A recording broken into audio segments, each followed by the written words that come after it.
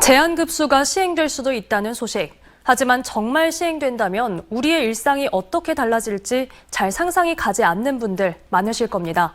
30년 전 심각한 가뭄에 상수도 시설도 열악했던 그 시절, 제한급수 모습은 어땠을까요?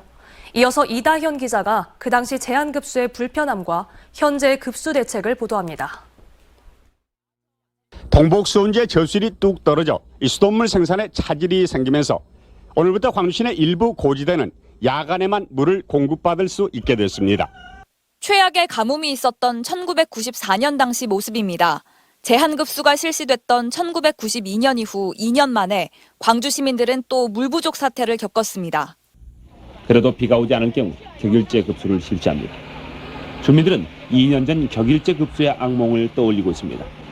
시는 물절약 실천 수칙을 방송으로 알렸고 시민들도 저마다 변기에 벽돌을 넣어두는 등 행동에 나섰지만 상황은 쉽게 나아지지 않았습니다. 일부 공장은 물이 부족해 한때 가동을 멈췄고 농민들은 이듬해 농사까지 걱정했습니다. 안 나오네. 주민들의 식수로 인한 고통이 늘어나고 있습니다. 다시 발등에 불이 떨어졌습니다. 이대로 비가 내리지 않을 경우 동복댐은 내년 3월, 주암댐은 내년 5월에 바닥을 보입니다. 광주시는 물 낭비를 막기 위한 조치에 들어갔습니다. 8년 이상 된 노후 수도 계량기를 제때 교체하고 수도관에서 불필요하게 새어나가 땅으로 스며드는 물이 없도록 단속에 나섰습니다. 누수 부분만 공사를 빨리 하게끔 신속 정확하게. 한 달에 10,000톤 이상 물을 쓰는 사업장들은 공정에서 한 번 쓰였던 물을 재활용하는 등 사용량을 줄이고 있습니다. 상수도 100톤가량을 절감을 하고 있고요.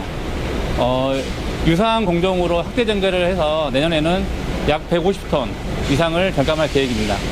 하지만 광주에서 소비되는 물 가운데 대부분은 가정에서 쓰이고 있습니다. 당국은 아파트 계량기 수압 조절이나 빨래 횟수 줄이기 등 생활 속 실천도 뒤따라야 한다고 강조합니다. 우리 시 가정용 사용량은 전체 사용량의 68%나 됩니다. 시민분들의 20% 이상은 물 전략이 필요한 상황입니다. 30여 년 전 시민들이 겪었던 제한급수의 불편이 되풀이될까 우려됩니다. MBC 뉴스 이다현입니다.